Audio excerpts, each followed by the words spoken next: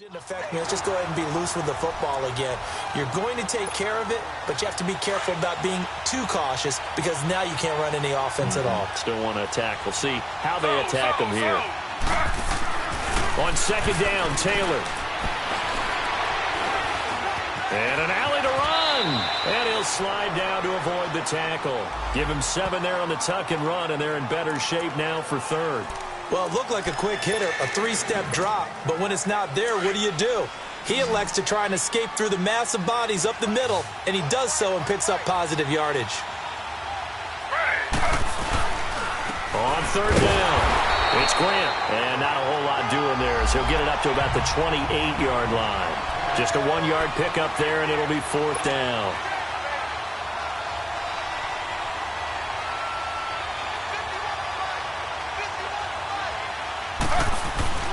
They'll indeed go for it. It's Taylor. Got his man complete over the middle. That's Gordon. And he's able to get the first before he's taken down at the 36. And the drive stays in motion with a nice 8-yard pickup on fourth. One thing you're hoping for when you run drag routes, you're able to hit a receiver in stride, and he can pick up a lot of yardage after the catch. But in this situation, the defense was effective, able to stop him before he could get a good head of steam going. On the give, this is their fullback. And unable to get downhill there, so he'll take this up to about the 37. The All-Pro Von Miller there on the tackle.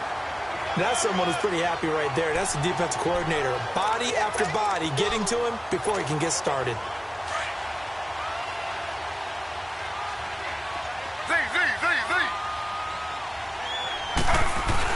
Looking to throw on second down. Taylor. Wide open receiver complete. And he's brought down after a good gain. A very nice pickup of 33 yards. There will always be a place for methodically marching the ball downfield. But when you can pick it up in big chunks and strike like that, have explosive plays, that's often the difference in winning and losing. Those types of plays that can knock a defense off balance, that'll drive a team towards a victory. And able to break one tackle, but then quickly brought down. Give him a couple on the carry there, 2nd and 8. Well, we saw him there trying to get it to the outside, trying to get to the perimeter, but not a whole lot of room there. But there's got to be one positive to that. If you keep moving laterally, creases tend to develop as the game moves on, and they can run it back inside later. And this one taken in on the right sideline, but not in the field of play. They say it's incomplete. The throw led him a little too far. It brings up third down. When tapping those toes, he tried to get both in bounds. He could not do it, though. In tap dance parlance, could not complete the shuffle. All right, needed to get that shuffle down with both feet, not just one. Is that what they say? There it is. You know, put a little sand down on the stage. I'll take your word for it, my man. Here's Taylor. And Gronk says, wait room. And he's got an open man. It's Gronkowski.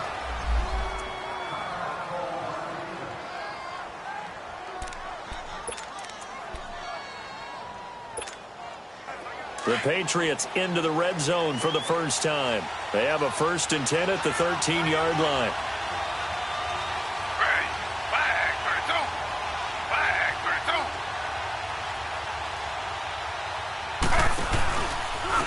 And they'll go ground game here with the tailback. And he'll be taken down here at about the 11. 2 yards on the carry there. It'll be 2nd down. I know the scouting report on him is that he doesn't possess the eye discipline to be an elite linebacker. And what that means is his ability to read, react, and make a play. But on that one, he looked like one of those guys.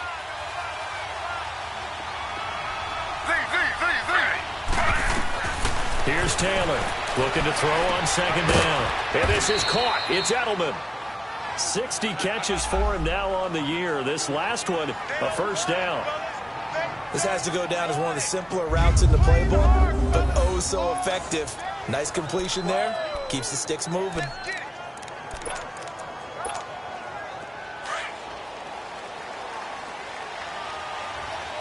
Slow.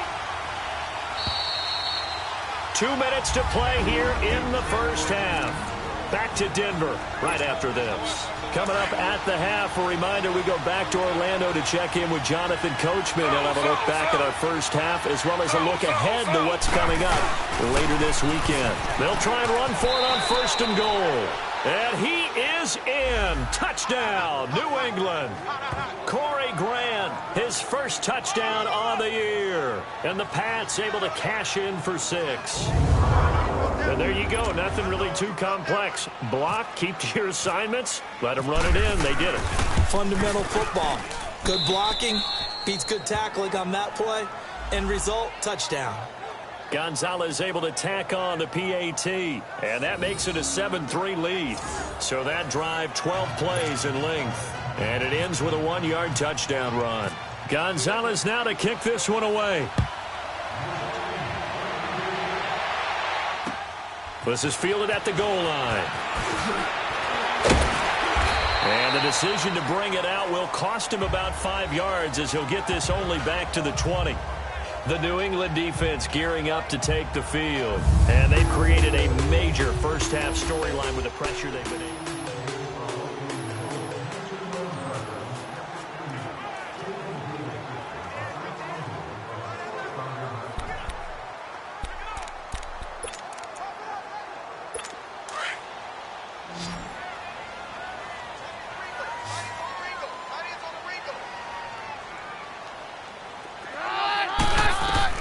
On 1st down, Keenum. Now they go screen. It's complete. Look at this spin. Balance. A very nice pickup of 33 yards. As we continue to advance in the NFL, as people continue to scout players, they really don't care as much about body types as they care about those guys who can make people miss, run through tackles, and gain all that additional run after catch. Anybody who has that ability, they want them on their team. On 1st and 10, here's Keenum. And he will find his man on the outside. And he'll get it down here to the 43. That throw good for 4. It's 2nd down. It's vitally important to wrap him up immediately, because if you let that big guy get a head of steam up, boy, then you've got real trouble trying to get him down. But they're able to hold him to a short gain on 1st down.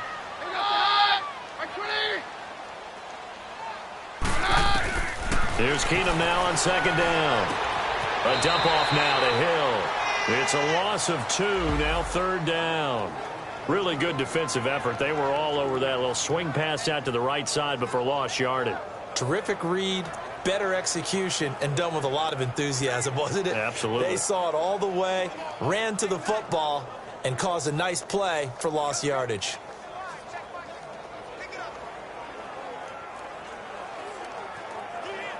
In need of a conversion on 3rd down. They had the big play to start the drive. Not much sense.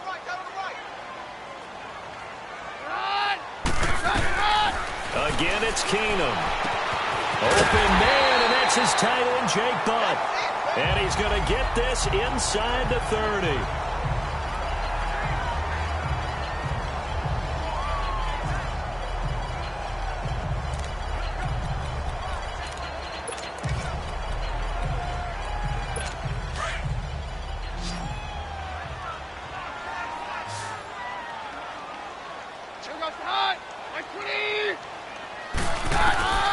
On 1st down, Keenum underneath here to Hill. And he'll be brought down at the 27-yard line. Give him 2 yards on that play, and that'll make it a 2nd down. So many times you hear today's NFL described as a space game. Get your best players into space with the football in their hands. That's why sometimes you just swing it out to your runner, get him out in the flat, and let him have a chance to make people miss an open field. Keenum throwing once more. And that one got tipped, kind of threw everything off. It brings up 3rd.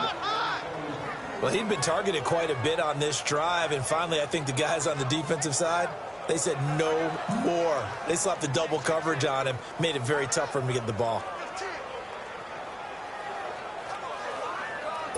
The Broncos on 3rd down. They've hit 2 for 4 thus far. This is 3rd and 8.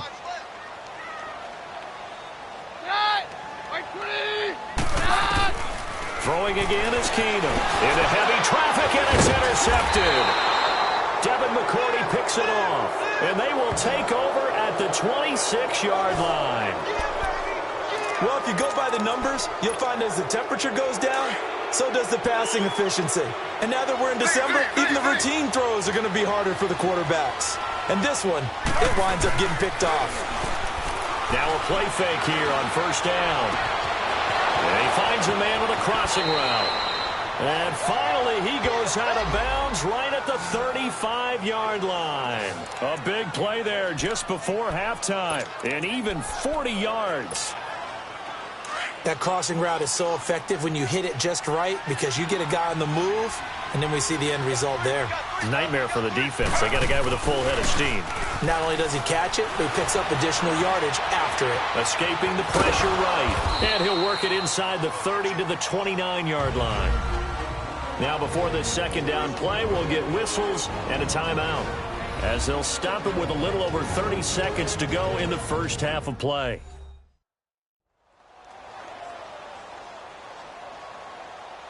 Guests are reminded that escalators only service the floor level, and thus only guests only the floor level may utilize the escalator.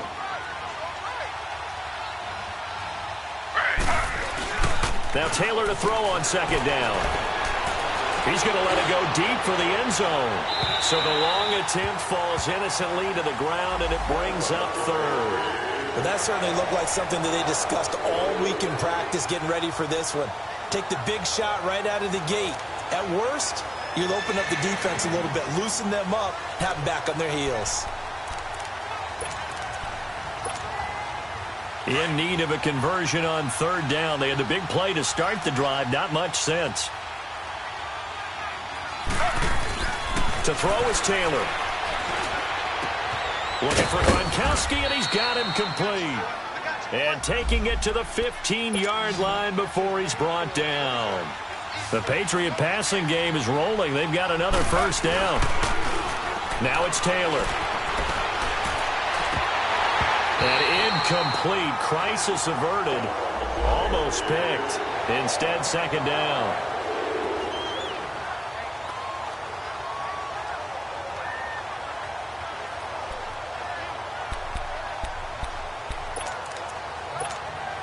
So on second down, the field goal unit is on here as they try to get 3 before half.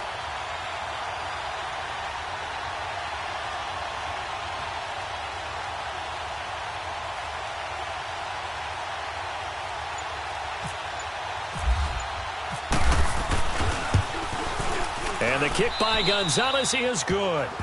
And they push the lead up to a touchdown now at 10-3. So unable to convert for the touchdown inside the red zone, but they do come away with 3.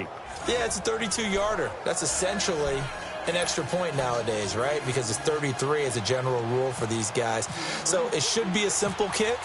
But you know what's really strange nowadays? When they miss an extra point, I think they carry that with them longer than missing a field goal because an extra point's supposed to be automatic. Absolutely, and I would think even field goals inside of 30 yards, even though they're substantially shorter than a PAT, it just has a different feel, doesn't it? A different feel, a different vibe. That's what I get from all the kickers I talk to. They always say if I miss an extra point, that's the one that bothers me. No, I'm not mad at you for skipping halftime, but can I just have a sip of water real quick, please? Thank you. All right, let's go. This is taken at the 3. And he'll take this across the 25, couple extra yards, up to the 27-yard line. And now out come the Patriots. They have the lead. Now they'll be looking for some separation here as we begin the third quarter. I like the way you turn that because now I think they go a little bit deeper into their playbook. They like what they did in the first half. That worked okay. But in order to get the separation that you just talked about, change things up a little bit. Change your tendencies. Try and hit them a little bit more with some things they didn't see in the first half. We'll see if they do just that. And he's over 100 yards now after that last catch. Already, of course, leading the NFL in receiving yardage. So he's done nothing at all to hurt his cause to stay in that spot. But I've been so impressed with how he's gotten it done. Body control, route running. How about the way he competes for the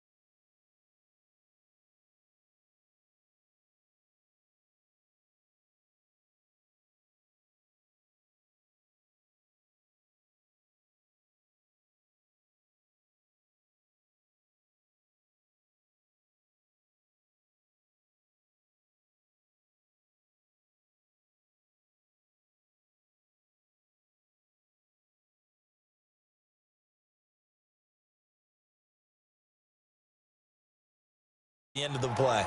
And that's one he's got to be happy to have back. There wasn't a hole open in the zone. You'd have to think on early downs like that first down there, need to be a little bit more careful. Yeah, fortunately for him, got a couple more downs to play with. Again, now it's Taylor on 2nd and 10. Flush to his right. And he comes back with one complete. And he gets this inside the 35-yard line. The Patriot passing game is rolling. They've got another first down. Sometimes it's designed, and sometimes you just have to know when to leave the pocket and move and make something happen. And on that play, he's able to get on the run and was still accurate throwing the football. Give him 9 there on the first down completion.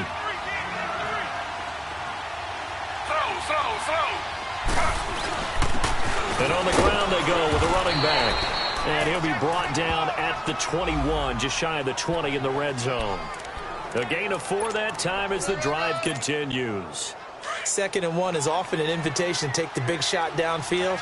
I'll bet the offensive lineman said, "Are you kidding? We just get on our backs and we'll still get the first down." They love being physical. They'll roll him out right. They find some open field here. He'll get 5 out of the scramble. It's 2nd down. Okay, he's not going to get the first down, but this is still a nice job of buying some time and then running to get to the sideline and get out of bounds and avoid the big hit.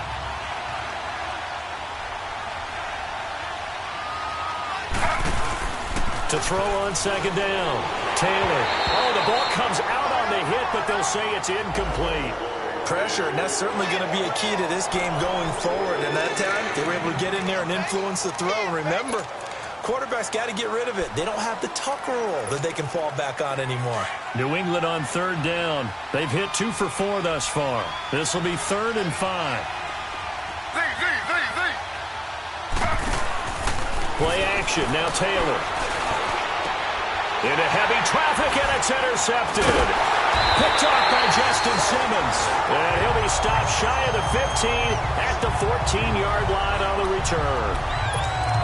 First possession of the 3rd quarter, an interception, so maybe a second-half tone setter. Indeed, and not the tone they wanted to set. That's the equivalent of running out the wrong door and running into your pool instead of running. In trouble here, and down he goes. Back at the 8-yard line. Man, he got in there so quickly, Charles. What could the offense have done to adjust and account for that? But what you're hoping is that you figure out and you see and get a clue that maybe there's going to be some pressure coming at you. You change the blocking schemes. Maybe you go to max protection. The biggest one is maybe you bring your running back in to try and keep you clean. But in that case, that didn't happen. 0 accountability, and a sack resulted. And there we saw one of the downsides of blitzing during a rundown, because sometimes you get out of your gaps. You don't fit the run quite as well because you're headed towards the ball carrier with abandon. Big play coming up. Here's 3rd and 10. I would expect to see some pressure here. And the blitz does come. And he's going to go down. Back at his own 5-yard line, it's a sack. Dante Hightower in there to get him. And that's sack number 12 for him on the year. I think most quarterbacks would love to have the goal line actually extend up into the air and turn into a wall. They could put their back against it and know exactly where they are on the field so they don't end up in the end zone. Didn't do it on that play, but perilously close to the goal line. Here's Josh Gordon as he heads back out there now. And I know that they've double-teamed him a couple times, but not a ton. Whatever they're doing isn't working. He's up over 100 yards. We'll see how they adjust. And when they do that, they weaken their defense in other places as well. And how many times have we done games where we've seen a guy have a big game like this? But it's usually not by himself, is it? Right. Usually it opens it.